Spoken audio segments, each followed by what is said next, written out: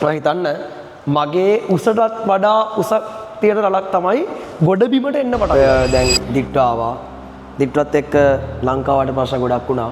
ඒක ඉතින් කියන්න බෑ මෙච්චර ප්‍රශ්න කියලා තාමත් රේල් පීලි හදනවා. සමහර තැන්වල කෝච්චි යන්නේ නැහැ. සමහර පැතිවලට ගියාට පස්සේ අර ගල් පෙරලිච්ච ඒ විදිහටම තියෙනවා. ඒවා දකිද්දි හරි අමාරුයි. සමහරවිට අපි නොදැනුවත් මිනිස්සු ඒ තැන්වල යටලා ඉන්න පුළුවන්. දැන් මේ ළඟදී ආයි ඊයේ පෙරේදා එනවා ජපානයට රික්ටර් පරිමාණය. ඔයාලා දන්නවා භූමිකම්පාවල ප්‍රබලතාවයේ මනින පරිමාණය රික්ටර් පරිමාණය. මේ රික්ටර් පරිමාණය එනවා සාමාන්‍යයෙන් 7.5ක 7.6ක වගේ භූමිකම්පාවක්.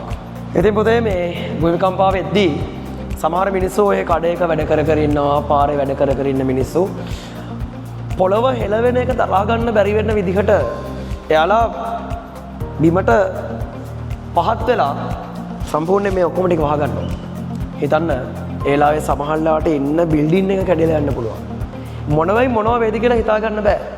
එතකොට එච්චර දේවල් වෙද්දී ජපානයේ වගේ රටක භූමිකම්පාවක් එන වෙලාවේදී අච්චර අහස උසර හදපු බිල්ඩින් ටික කඩාගෙන වැටෙනවා.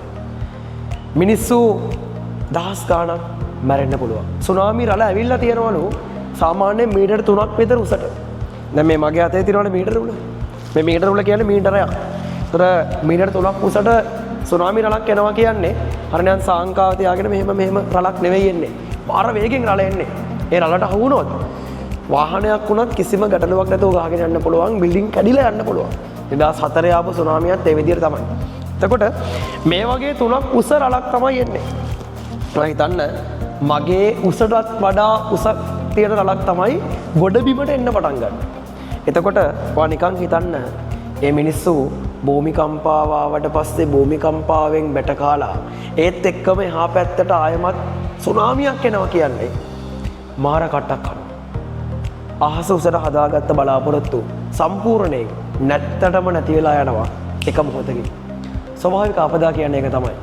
ඉගෙන ගන්න තියෙන හොඳම පාඩම. අපි අපේ ස්වභාව ධර්මයට සලකන්නේ කෙසේද? ඒ විදිහටම සබාදහම අපිට අනිවාර්යෙන් රිටර්න් එක දෙනවමයි.